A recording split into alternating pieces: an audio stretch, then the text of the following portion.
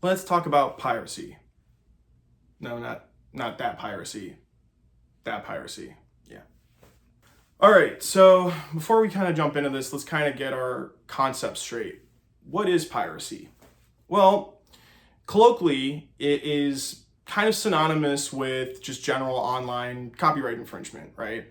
I just showed the logo of the Pirate Bay. It's a famous or infamous website, depending on your perspective, of a website where one can pretty much download any copyrighted material, films, TV, music, for basically free. And that's, I think, kind of the general concept of piracy, right? It's not just incidental copyright infringement. This is intentional copyright infringement of seeking out copyrighted material that, one is circumnavigating legal purchasing options for.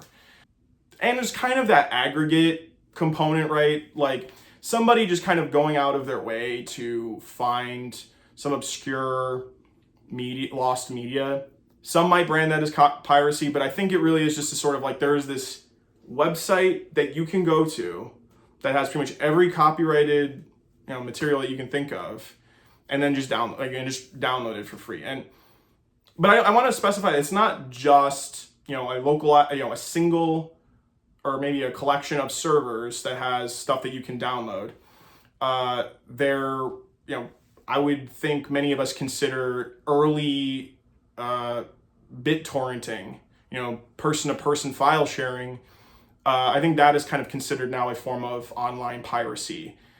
Similarly, there was this really famous case. I think they were called, it's now defunct because they got sued into bankruptcy, but I think it was called Arrow, where they were basically Netflix, but the pirate version of it, right? It was, you're able to log into or access their services and then stream pretty much any form of copyrighted material directly to your your device. And yeah, it was that public performance or public display element of exclusive rights and copyrights that were being infringed. You weren't downloading any copies, but that didn't matter, right? And I think we would kind of consider that a form of piracy today as well. So that's what we're talking about today, not the other form of piracy that is pretty heinous, and I don't think there's really much debate on that. I don't think, and obviously I am an IP attorney, and I don't think you need an IP attorney to say this. Again, not legal advice, no attorney-client relationship. Don't do any of this stuff, right? Like, if you want to pirate, that's on you. Pirate at your own risk.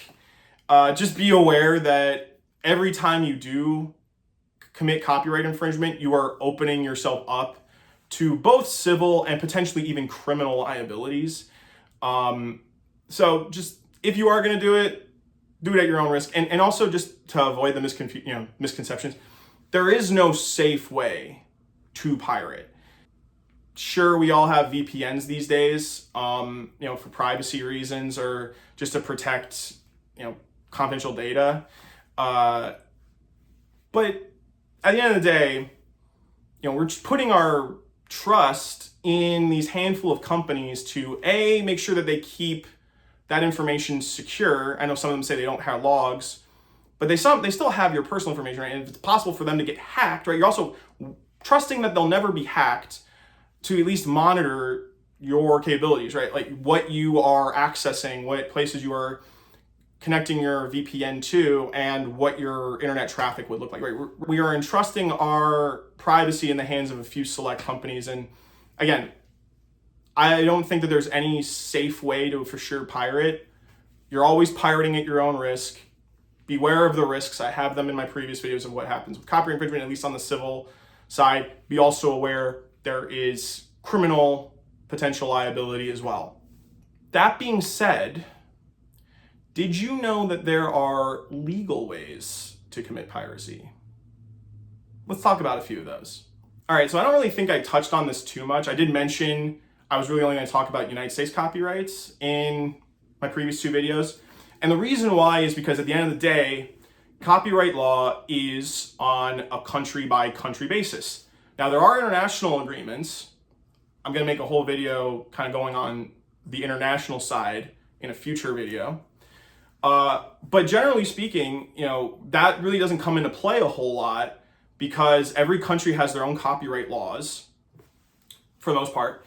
And they all have their own set of rules. So I'm a US copyright attorney, and I'm most familiar with the United States statute. I mean, I've done research and a little bit into some of the other statutes like the Canadian statute, the Japanese statute.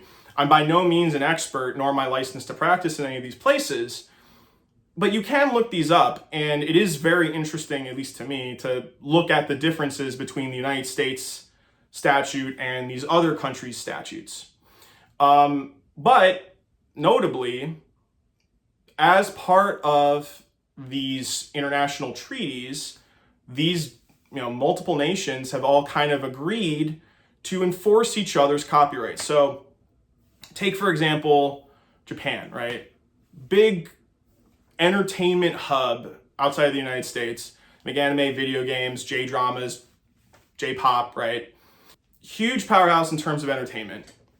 The United States has in its statute language that basically says it will recognize the copyrights of works that were published both first and or exclusively in nations that it formed a treaty with relating to copyrights. And Japan is definitely one of those countries. So let's take let's say somebody publishes a manga in Shonen Jump in Japan, and it never becomes available in the United States. It's published exclusively in Japan.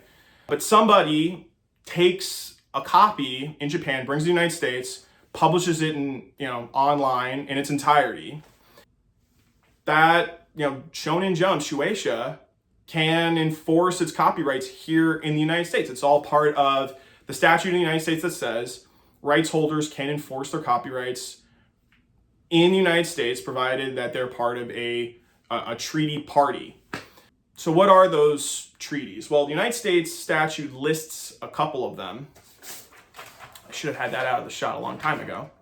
It lists 5. I don't believe that there are any others that are. It has a blanketed 6th one, just kind of a catch-all in case it didn't list all of them. But to my knowledge, there aren't anything. And I think that's just kind of be future-proof. I don't know of any other treaties beyond these 5 that it lists, but they are, in no particular order, the Universal Copyright Convention, the Geneva Phonograms Convention, the WTO Agreement, the WIPO Copyright Treaty, and the WIPO Performances in Phonograms Treaty. So, if a country, along with the United States, is a party to any one of these 5 treaties,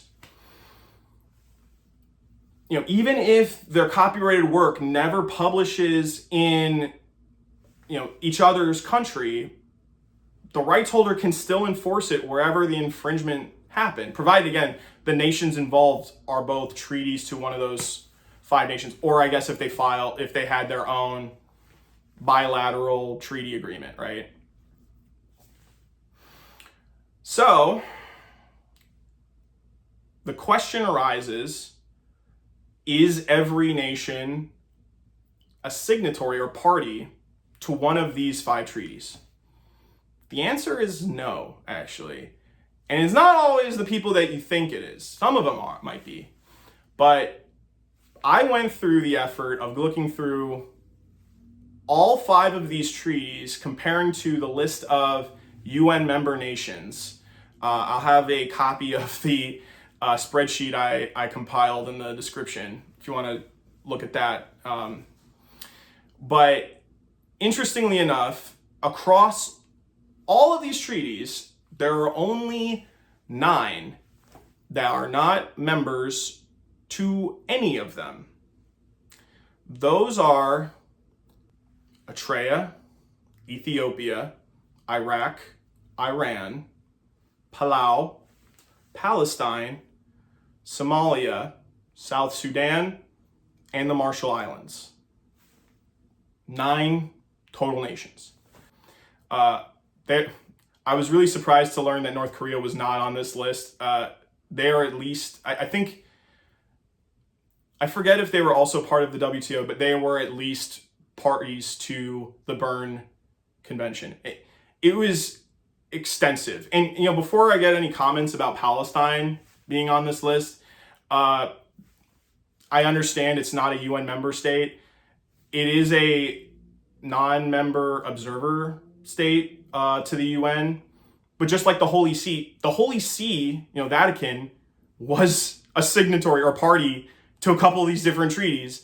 And other territories that have some independence or sovereignty were also independent parties to some of these. So, Hong Kong, Macau, Taiwan, and I think the Cook Islands were the ones that come to mind. There was a couple others that were also signatories, but notably, even though the same status as the Holy See, Palestine wasn't a party to any of them. So yeah, I'm putting it on the list. And it was really interesting to me how other nation states, sort of, or just general autonomous territories, parts of nations, were parties to some of these treaties as well. So very interesting. Like I said, spreadsheet down below if you want to double check my work and the list. But these are the nations that I've identified.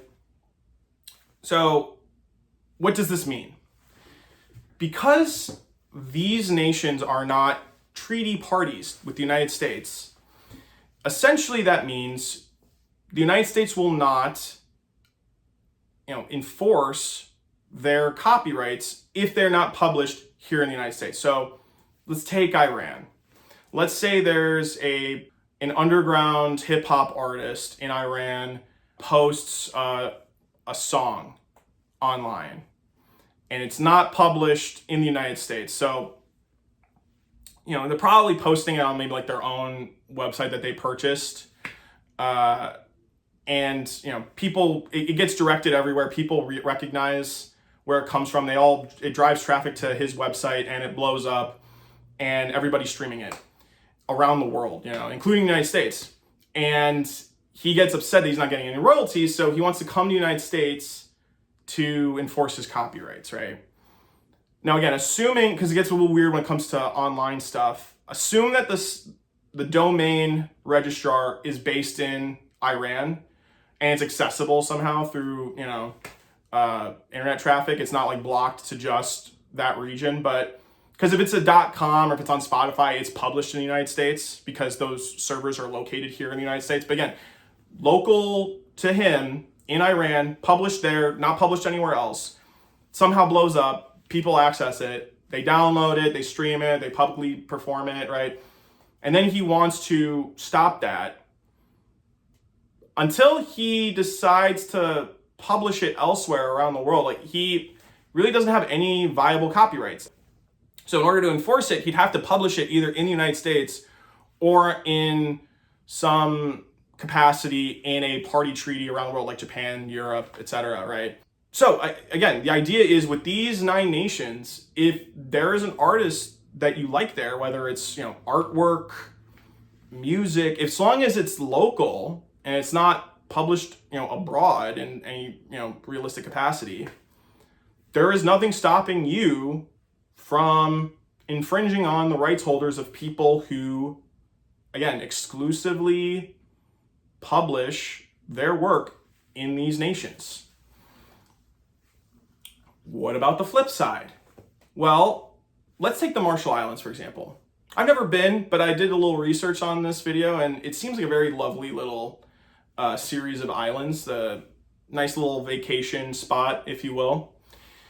Not to say that the other places aren't great in their own right, but I'm a tropical island kind of guy, so this would be my top pick if I wanted to go on a little vacation.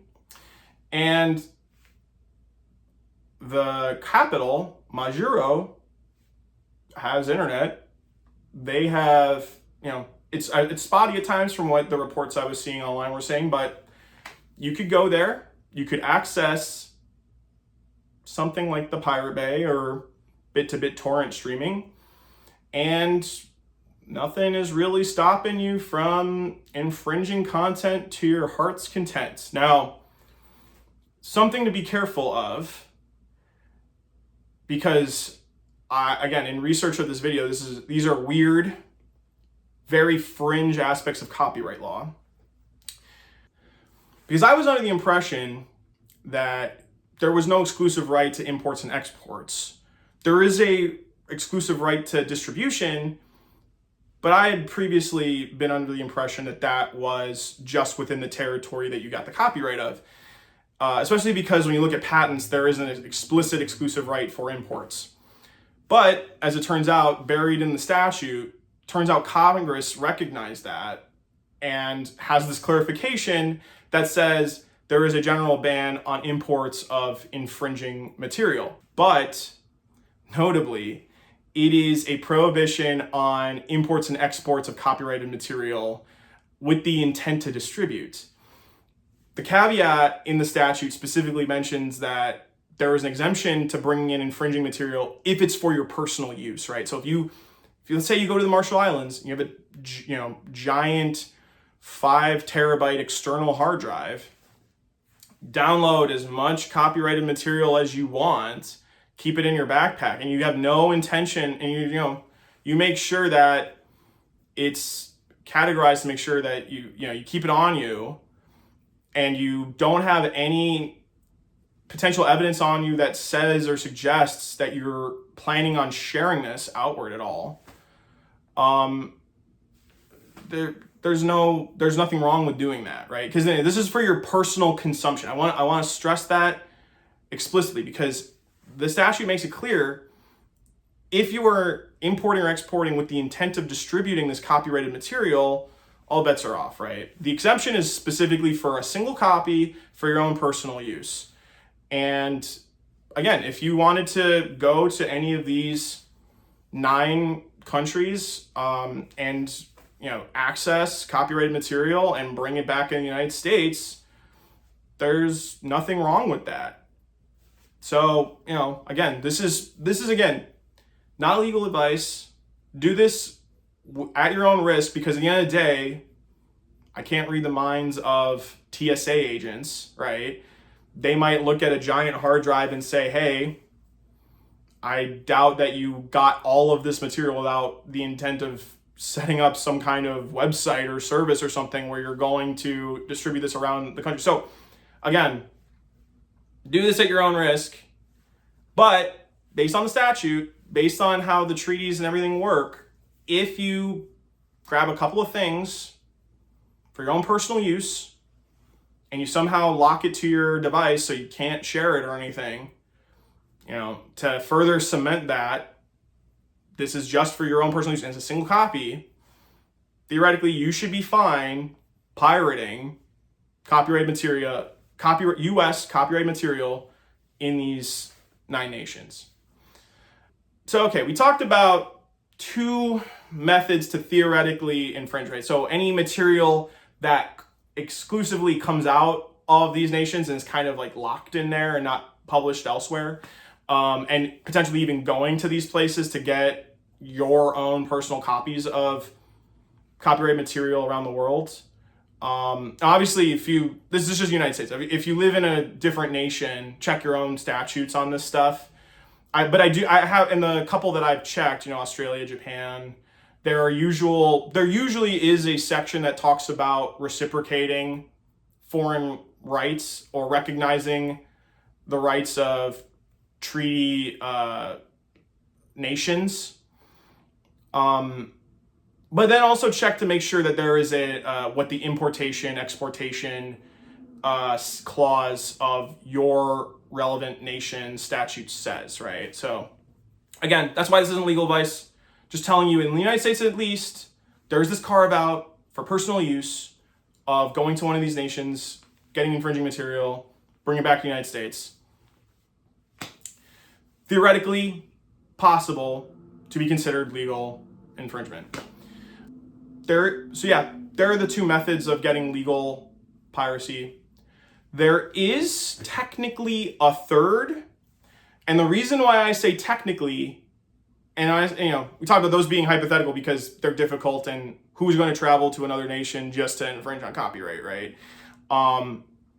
But this is even more theoretical in that it's not even possible to do it yet. Maybe in the next 5 to 10 years, but the last form of theoretical legal piracy is a nation that has been granted the ability to infringe on another nation's copyright, of which there is only one, which is Antigua and Barbuda. So this is an interesting story. Let me explain.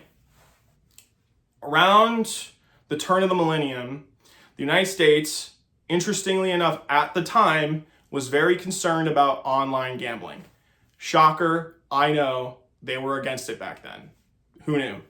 So much so that they had a nation, not just a nationwide ban, but a perpetual, universal, global ban on being able to access any online gambling websites. Now, Antigua and Barbuda has a large entertainment sector, specifically in gambling.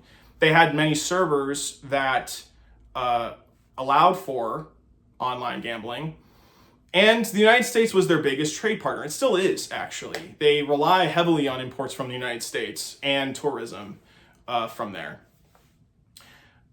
But they were suffering as a result of this global ban on it. And because they were so heavily reliant on their economy to have traffic to their websites that did online gambling, they went to the WTO, the World Trade Organization, and filed a complaint against the United States. They said, hey, this policy of theirs, this embargo on online gambling, is discriminatory against us and other nations that rely on online gambling as part of their economy. And the WTO looked at that and said, yeah, you guys are right. Now, the WTO, for those of you who don't know, it's really the largest international body that encapsulates this idea of open borders, free trade, neoliberal capitalism, essentially, right? The idea that we don't want nations to subsidize things in their own nation or put huge tariffs or embargoes on other nations, because again, the whole idea is we want open borders to allow globalization and free trade, and this will allow for the lowest possible price across the world, right? So consumers theoretically will benefit the most. As we kind of have seen the results of that, it did result in lower prices. It also resulted in greater exploitation of labor and the proliferation of slave-like conditions and just general safe havens, proliferation of corruption and bribery. It has done a lot of harm, especially on developing nations. But at the same time, it is a international-based organization that allows for the arbitration between nations for trade. And in this example, Antigua and Barbuda, think of it from this point of view, right? Antigua and Barbuda, small nation in the Caribbean. Without the WTO, they'd have to go on a pilgrimage around the globe, trying their best to negotiate favorable bilateral agreements one by one with every single nation around the world, right? And hope that they have enough leverage to get something beneficial. The WTO is a blanketed slate. Almost every nation around the world is a member to it. Again, not everyone, these guys. And so essentially they have this idea of, well, you're a small nation, you join with the big dogs, it's a level playing field, right? And to Antigua and Barbuda's and the WTO's credit, they looked at a very, rule of law, they looked at what they stand for in terms of the treaties and the universal agreements that everybody signs on to, and says, hey, this is discriminatory in terms of the open border concept that we're going for. Antigua and Barbuda won. They established their case and they survived several appeals. And, the story broke, I think, at first it was just the interesting aspect of Antigua and Barbuda winning this case against the United States. But then it evolved where, in terms of how to make them whole, the WTO did something very interesting. And that was, it recognized that in terms of what it gains from the United States, it doesn't have the same aspect of, because normally what it would do in this type of situation is say, hey, you can retaliate to the nation that wronged you in the same sector, right? That's kind of what it wants to go for. But it recognizes that it doesn't really get, because it has its own gambling industry, it really wouldn't get anything by getting access to the United States, kind of like an undercut kind of aspect, or rejecting that, right? It's not really gaining the imports of those. So it still wanted to keep in the entertainment industry as much as possible. It said, hey, you can cross retaliate in this other aspect of entertainment, copyrights. So the WTO ruled that Antigua and Barbuda had suffered $21 million a year in damages as a result of, the loss to their GDP from the United States restricting access to their websites. The WTO said, hey, you guys can infringe on entertainment, media that's copyrighted in the United States up to that amount, $21 million per year. Now, this story first broke in, I want to say 2009, and there was a couple of follow-ups in 2013 and 2016 when Antigua and Barbuda was trying to make a stink about this situation in the world stage. Because again, up to this point, and to be fair, even to this day, the United States has stiffed Antigua and Barbuda out of their rightful damages award. They have never once paid them for their economic loss as a result of this generalized ban into, online gambling. And back in, I want to say it was 2016, Antigua and Barbuda was arguing that due to the $21 million per year damages that they kept accruing as a result of these policies, they had racked up a bill of $250 million, $250 million, quarter of Antigua and Barbuda's entire GDP was lost as a result of America's policy. This number came, I think, in a follow-up in 2018. They said it was 310 million. By my calculations, currently they're at, I want to say it was $470 million. Because again, at this time, they have not worked out a deal with the United States, nor has the United States just given them cash, which they totally could do, to make them whole. They're closing up, I think it'll be next year, it'll be almost exactly it's just short of it. It'll be almost exactly $500 million. Half of Antigua and Barbuda's entire GDP. And again, they keep trying to negotiate a settlement in good faith with the United States. And every single time the United States gives them nothing, right? In fact, their deals that according to Antigua and Barbuda anyway, according to what they say on the international stage, all of their offers for settlement are like laughably horrible, right? They're not even covering 1% of what they owe. And it's not like the United States is going to be short on a couple $100 million, right? So I don't know. It's kind of ridiculous how the United States just keeps stonewalling them every single time. But again, Antigua and Barbuda keeps looking at it from the point of view of they want to form a good faith basis settlement with the nation that is their biggest trade partner. And I get it, right? And the World Trade Organization keeps saying time and time again, hey, this option remains open to you. You can do it if you so choose.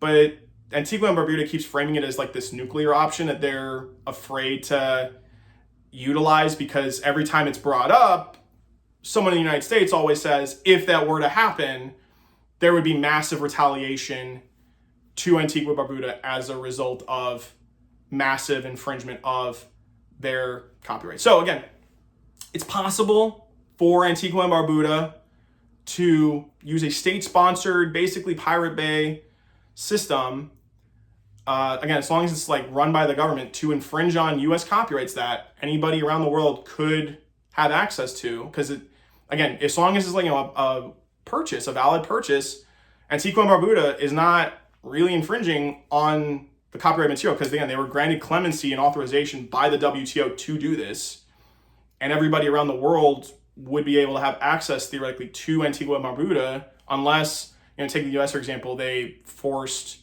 ISPs to block access to Antigua and Barbuda. But, again, I'm kind of being speculative here, but this is something that theoretically could happen with a change in administrations in Antigua and Barbuda in the next 5 or 10 years if they decide to go through that. Hold on.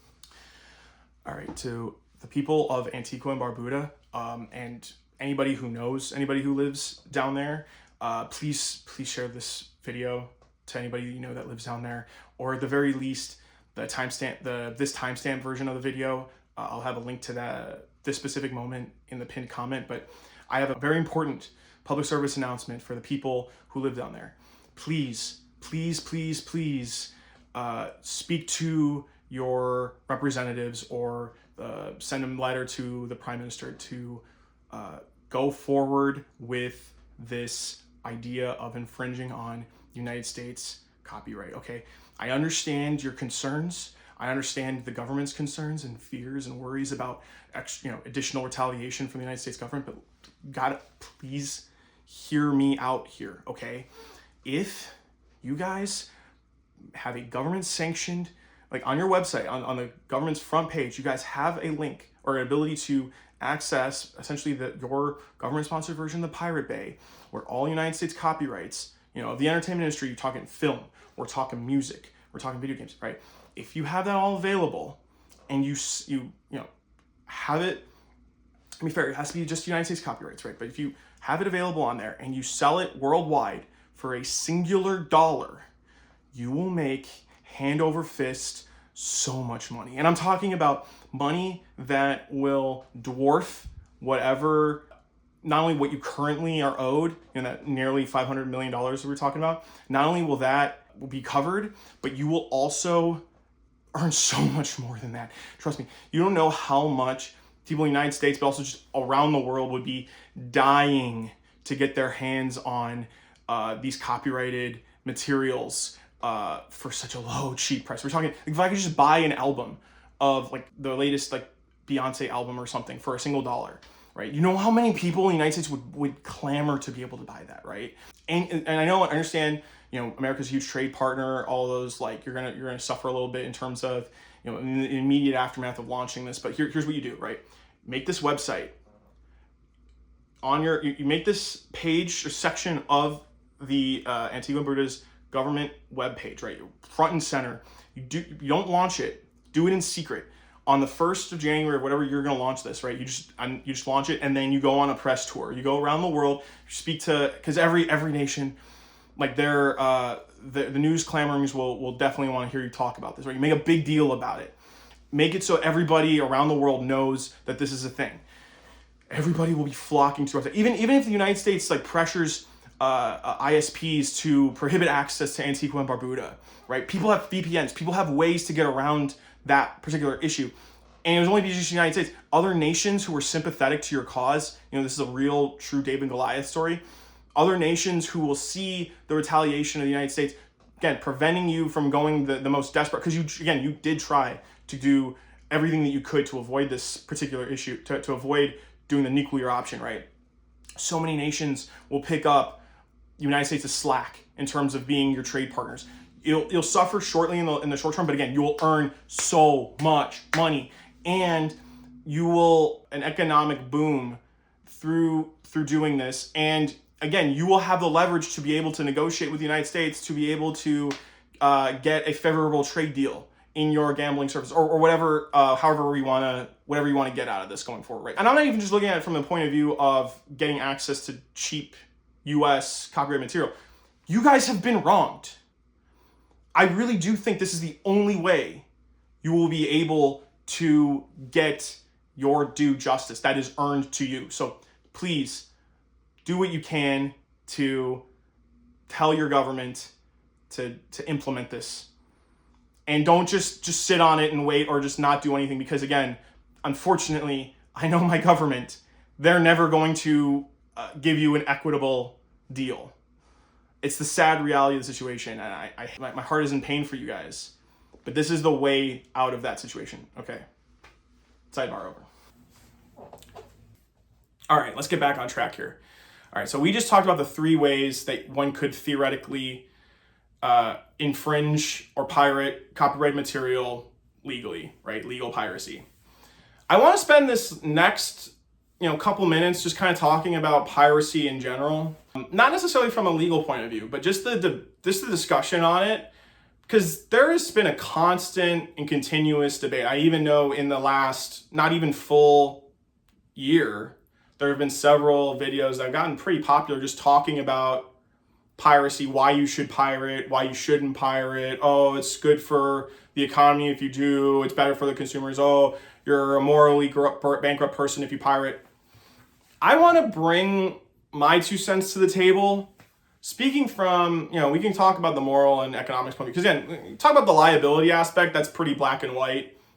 If you pirate and it's not one of these legal ways of doing it, you do it even if it is one of these legal ways, you're doing it at your own risk, right? One of those illegal ways isn't even available yet. So it's kind of more of a nice little thought experiment than anything else. If you do any of this stuff, you do it at your own risk, and you potentially, and if in case it's not one of those options I talked about, definitely going to open yourself up to liability, both civilly and criminally, right? It's very black and white from the legal point of view. Not very interesting to talk about. But let's talk about the other aspects of it, because I think there's something interesting to talk about. And everybody who has a video or contributes to the discussion on this is very biased, right? They're very much either I think you absolutely should pirate, pirating is good, it's always good, and here's why it's good, or it's the 100% 180, here's why piracy is bad, it's morally wrong and it's bad. There's no nuance to this discussion, and I want to be able to give you, and usually there's not even any empirical or scientific data or research into this discussion. So I want to bring that to light, because there is research that's done on piracy, and there's research done on the consequences and effects of it. And I want to share some of that with you through the lens of this debate and discussion. So let's talk about the first element, the moral aspect of piracy, if you will.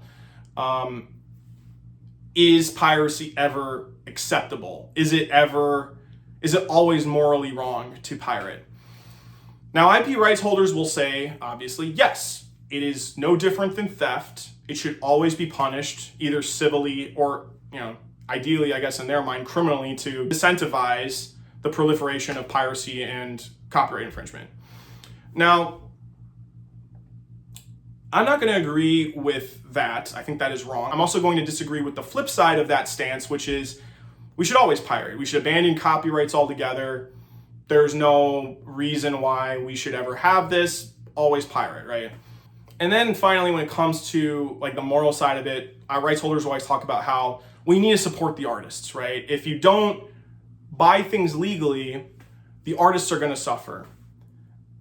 And again, it's the counter to that is that, well, these artists are often majorly exploited by giant corporations. They got their dues when they, were first signed on for publishing in the first place. Whatever they get in terms of royalty is going to be meager compared to what the corporations siphon from the masses, right? The answer and you're going to see a pattern here. I think the answer is definitely somewhere in the middle. I'm a boring guy like that, but again, you'll never hear me say absolutely go pirate to your heart's content, do what you want. If I did say something like that earlier on the legal side of that, the caveat was, again, do it at your own risk. That's always true throughout this whole video. Do whatever you want at your own risk. I'm not advocating to say you should pirate. You'll never catch me say that. Unless you clip this incorrectly, don't do that, please. But if you want to pirate for some moral stance, I understand, right?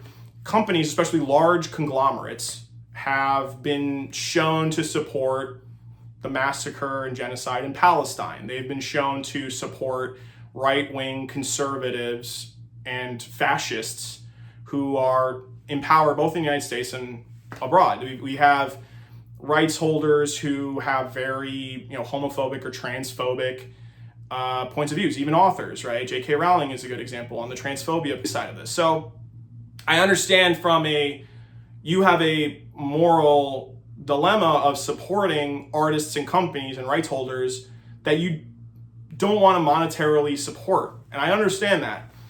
And, piracy is one way to theoretically show your discontent. It's also viable to just abstain from their work. So you don't have to consume their content to have a financial boycott of these rights holders, right? Like when it comes to large corporate media, the rights holders are either, heavily exploited, or they get they're not really suffering from a little bit of infringement or even the massive pirating that is kind of going on in certain parts of the internet or around the world, right? These companies are massive. They make hand over fist hundreds of thousands, if not millions or even billions of dollars sometimes. The artists behind them are often fine. If they're exploited, then buying things legally is not going to make them any less exploited. If their royalty rate is only 0.03%, everybody buying more media, it's just going to be trickles down into their pocket, right? So that aspect to that really isn't that beneficial. But on the flip side, if they're a small creator, piracy absolutely is going to affect how they are, right? If somebody is small or independent or a startup or part of a group, a collaboration of community of artists, and you access their media for free, then that really does negatively impact them. And you're not really supporting the artists if you do that. And in fact, if you want to make things better, like the piracy is not even the best way to go about that, right? If you want to create a grassroots movement to engage with your representatives, if you want to start campaigning, if you want to even run for office or support somebody who is going to run for office, who's going to advocate for changes, that's all going to be way more impactful than the kind of half-assed piracy stuff that's kind of going on online right now. So if that's the goal of like the moral side or even just the politics side of it, that's the route to go. It's not going to be through piracy. And I think most of us kind of recognize that, but people need to have like a sort of, I think there's just this trend of wanting to have a moral consistency framework on how you operate on a day-to-day. And so if you're in piracy and you're into it and you do it, maybe sometimes you have to convince yourself this is how it always is, right? And that's not necessarily true. And that, you can be harming artists through your piracy, which I think brings up the second major talking point on piracy. What is the economic effect by pirating, right? How does this affect the actual pocketbooks of the rights holders? Now, the common sense point of view is, it's always negatively impactful, right? Critics to the IP rights holders and copyrights in general and just advocates for piracy will always say, hey, it's a drop in the bucket. Not as many people are pirating as you might think, or the negative impact is good because you want to incentivize you guys into actually making things a better experience or stop doing things that are corrupt or immoral, all those types of things. Or sometimes they might even just say, hey, it's publicity, right? Like getting your work out there and more people, then they'll eventually come and they'll enjoy your stuff legally. And it's actually a net positive. I've seen that argument online. Depending on how large the rights holder is, what the type of media it is, and how it's kind of being pirated, these factors really do contribute to whether or not it is a negative impact economically, which you'd expect, but sometimes there is in fact a positive effect, and I'll get into that in a second. And then sometimes there is just a neutral effect. It doesn't really matter if there's some piracy involved. So if it is the bigger you are in terms, and again, this really shouldn't be that surprising. The bigger you are, and the more notorious the rights holder is. So like, let's take like Marvel, for example, or like George Lucas or something like that. The more notoriety there is around the artist and rights holder, the more likely you are going to be pirated. So the more pirating you're going to see, but the less impactful it will have on your bottom line. Because at the end of the day, so many people are accessing that media legitimately. And again, it's all proportional, right? Like there are, thousands, if not hundreds of thousands of pirators, but there's even more that are accessing the the content legally. But interestingly enough, when it is content that's more one and done, like a film, like most people only watch a film once over like years, right? You might rewatch a film after a couple years, but a lot of people will just watch a movie once or a television series and then just kind of be done with it. Very rarely do people watch things multiple times. And so if somebody's pirating that, then it has a stronger negative impact in terms of lost sales. But if it's something like, say, music, where people listen to music all the time. I mean, I myself, I'll often listen to music on repeat if that's a song that I like find really catchy that I just found, and I just, for listening it for the first time, I'll just play it over and over again. If you find something, because sometimes people are hesitant to buy albums without first listening to some of the tracks. So maybe they'll infringe or pirate one or two tracks of the song, or somehow find a way to listen to it for free otherwise, and then realize, oh, I really like this guy, and then they'll buy the album, right? That element, especially if they're small, has a much larger positive impact economically than a negative one. And in fact, this is oftentimes how small music artists blow up, is called sampling. So again, very nuanced, depends on the type of content, depends on the sector, depends on even the sector within that content, depends on the type of rights holder, if they're small, if they're large. If they're small indie films, they're going to be more subject to the substitution side of it rather than the sampling. If they're garage bands, they're going to be more subject to the sampling and get a positive effect. So again, very nuanced. I want to make that, I hope I made that clear. The research on this is very interesting. I'm kind of vaguely summarizing this article I found that was already summarizing multiple studies about each of these different concepts of the impacts of piracy. I'll have a link to that article down below. Definitely check it out. I find it fascinating. But yeah, it's nowhere close to how rights holders will frame this, in that, every pirated infringement is a lost sale, right? Because as everyone who is a critic of them accurately points out, that you can't assume that everybody who pirates your stuff, it would have been a legit purchaser of your work, right? They could have gone, if they didn't have the economic means to watch a movie or buy your album, they could have gone with somebody else who was more affordable, or just not engage with media at all if they were that up a river. So it's like, again, you can't make that assumption. But then consequently, you can't just say, oh, there is no impact or it's all positive as a result of piracy. That's not true either. So there's the other element of, well, we need piracy to enforce equitable and cost-effective for consumers ways of enjoying media. And there's a kernel of truth to that. Definitely consumers, will follow the way that is the easiest avenue to enjoy media. At the start of the early aughts, it was through LimeWire and then BitTorrenting, because there wasn't really a way to access the stuff online. You had to burn your own stuff and DVDs, and the collections would cost hundreds if not thousands of dollars, and it was very difficult to kind of create this own library. And so somebody going through the work once to do it, and then everybody kind of sharing it and passing around, made a lot of sense back then. Now we have everything is a digital platform, right?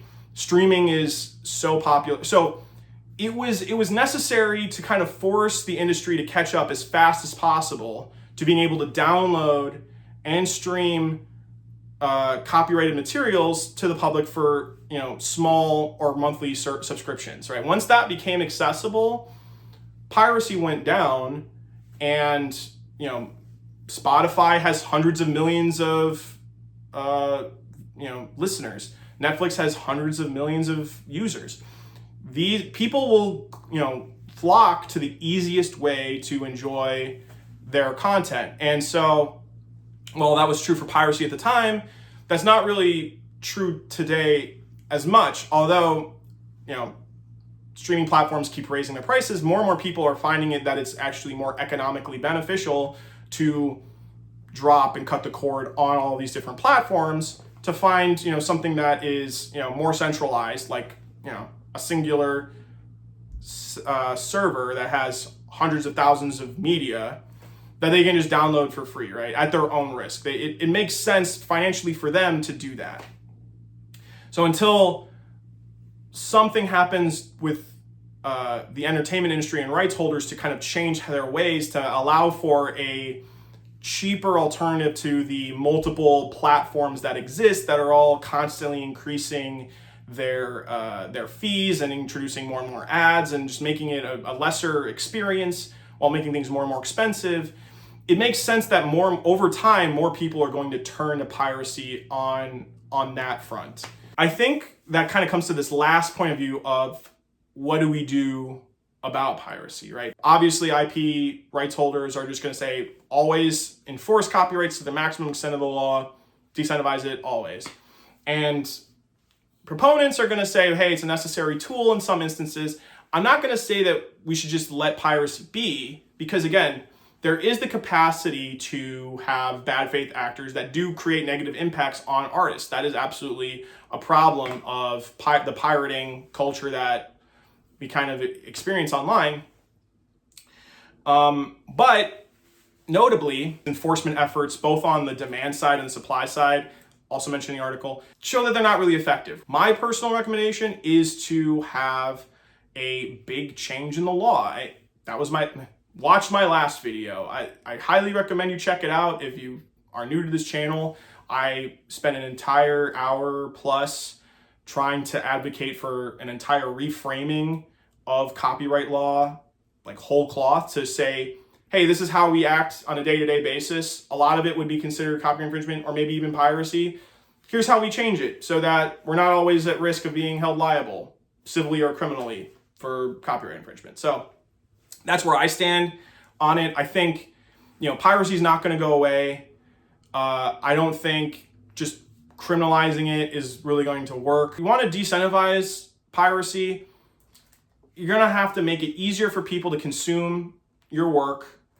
And, if you want to be able to enjoy things the way you want to, which again, not really changing your day-to-day behavior of how things are, we need change to law, which is going to be through lobbying. It's going to be through campaigning. It's going to be through finding the right candidates to support that point of view. So it's not going to be just through piracy and then hoping for the best. It's just not realistic.